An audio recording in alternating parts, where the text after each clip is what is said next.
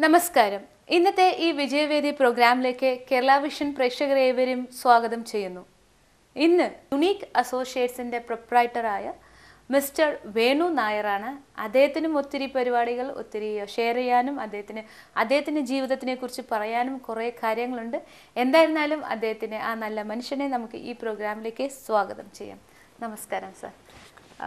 എന്തായിരുന്നു ആദ്യത്തെ ജോലി ചെയ്തത്? ഞാൻ എഞ്ചിനീയറിംഗ് IT പാസ്സായതാണ്. അപ്പം പന്തളത്ത് തന്നെയാണ്? അല്ല, ചെങ്ങന്നൂർ. അപ്പോൾ ആ ജോലിക്ക് തന്നെയാണ് ഞാനിവിടെ തുടർന്നത്. അങ്ങനെ തുടർന്ന് ഒരു കാലഘട്ടത്തിൽ എനിക്ക് എൻ്റെ ബ്രദർ ഗൾഫിൽ സൗദിയിലുണ്ടായിരുന്നു. അപ്പോൾ ആള് എന്നെ കൊണ്ടുപോകാനുള്ള വിസ ശരിയാക്കി. അപ്പോൾ ആ സമയത്താണ് നമ്മുടെ ഈ പ്രശ്നം ഉണ്ടാകുന്നത്, രാമജന്മഭൂമി പ്രശ്നം. അപ്പോൾ അന്നത്തെ അവിടുത്തെ ആൾക്കാർ പറഞ്ഞു ഹിന്ദുക്കളെ അങ്ങോട്ട് വേണ്ടെന്ന് പറഞ്ഞു. അങ്ങനെയാണ് ആ വിസ ക്യാൻസലായി പോകുന്നത്. പിന്നീട് ഗൾഫ് മോഹം വേണ്ടാന്ന് വെച്ചിട്ട് സ്വന്തമായിട്ട് വെൽഡിംഗ് മെഷീൻ അങ്ങനെയുള്ള സാധനങ്ങൾ മേടിച്ച് ഈ യാത്ര തുടങ്ങിയതാണ്. ഒരുപാട് വിഷമങ്ങളുണ്ട്. സാറിന്റെ മുഖം കാണുമ്പോൾ തന്നെ എനിക്ക് അറിയുന്നുണ്ട് ആ വിഷമത്തിന്റെ ആ ഡെപ്ത് എവിടെ കിടക്കുന്നുണ്ടെന്ന്. അത് കൂടുതലും ഈ എല്ലാ മലയാളികളും അനുഭവിക്കുന്ന ഒരു വേദനയാണ്. കാര്യം എല്ലാവർക്കും ഉണ്ട് പ്രശ്നങ്ങൾ. അപ്പോൾ അത് എല്ലാവർക്കും പറയാനും അവതരിപ്പിക്കാനുള്ള വേദി കിട്ടാറില്ല.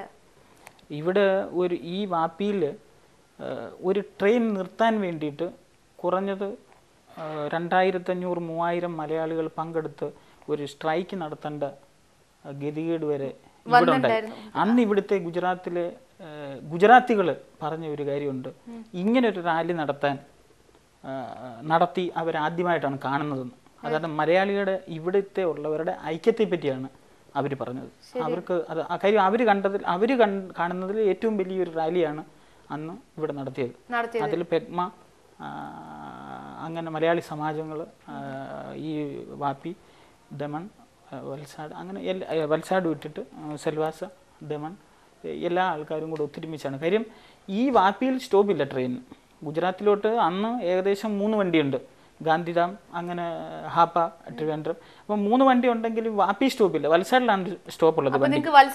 നമ്മൾ കയറാൻ വേണമെങ്കിലും വൽസാഡിൽ ചെല്ലണം, അവിടുന്ന് ഇറങ്ങിയിട്ട് രാത്രിയിൽ 1:30ക്കാണ് വണ്ടി അവിടെ വരുന്നത് വൽസാഡിൽ. ആ രാത്രി മിഡ് നൈറ്റിൽ തിരിച്ച് ഈ വീട്ടിൽ വരണം. 1 മണിക്കൂർ പിന്നെ യാത്ര ചെയ്യണം. ഇപ്പം ഈ വരുന്നവരുടെ ഉറക്കങ്ങളും നമ്മളെ കൊണ്ടുവിടുന്നവർക്കും ബുദ്ധിമുട്ട്. പിന്നെ ഇവിടുന്ന് പോകണമെങ്കിലും 5:30ക്ക് വൽസാഡിൽ ചെല്ലണം. ഇതിലേക്കൂടെ കവർ ചെയ്ത് പോയിട്ടും ആ ഒരു വണ്ടിക്ക് ഗുജറാത്തിൻ്റെ ഏറ്റവും ഇൻഡസ്ട്രിയൽ ഏരിയയിൽ ഏറ്റവും വലിയൊരു GIDC ആണിത്. വൽസാഡിൽ ഇവിടുത്തെ വാപ്പി മലയാളികളുടെ 4/1 പോലും ആൾക്കാർ വൽസാഡിലില്ല. അവിടെ ട്രെയിൻ നിൽക്കുന്നുണ്ട്. അത് ഡിസ്ട്രിക്ട് അടിസ്ഥാനത്തിലായിരിക്കും, എനിക്ക് അതിനെപ്പറ്റി അറിയില്ല.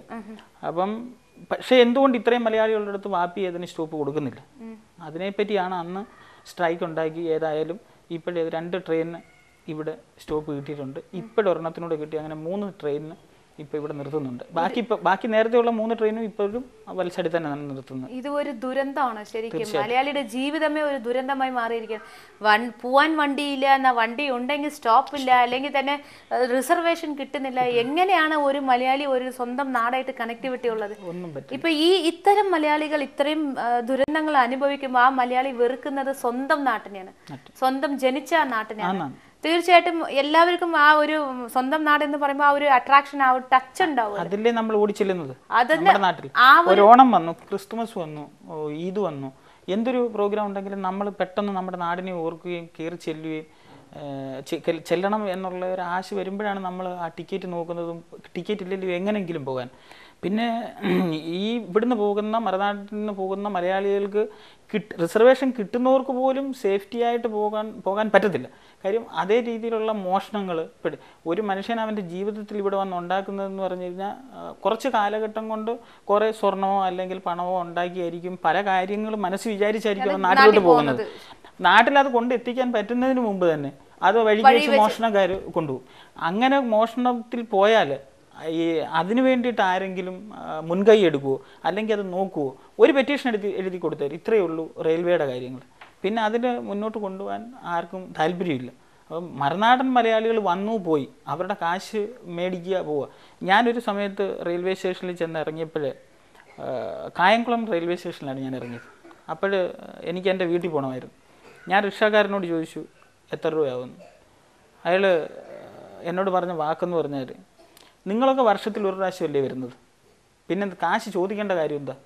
ഞങ്ങൾക്ക് 1 പ്രാവശ്യം കിട്ടുന്നതില്ലേ, അതുകൊണ്ട് എന്തുകൊണ്ട് കൂടി തന്നൂടാ എന്ന വാക്ക് ചോദിച്ചണക്കെ. പിന്നെ ഇന്ന് വരെ ഞാൻ റെയിൽവേ സ്റ്റേഷനിൽ ഇറങ്ങി വണ്ടി കാത്ത് അവിടുന്ന് ഒരു വണ്ടി വിളിച്ചുകൊണ്ട് പോകാനുള്ള മനോധൈര്യം ഇല്ല. കാര്യം ഇവരെന്ത് ചെയ്യും എന്നുള്ളത് നമുക്കറിയത്തില്ലല്ലോ. പൈസയ്ക്ക് വേണ്ടിയിട്ട് അവർ ഈ വാക്ക് ചോദിച്ചപ്പോൾ നമ്മളെ രാത്രി കൊണ്ടുപോയി എന്തും ചെയ്യും.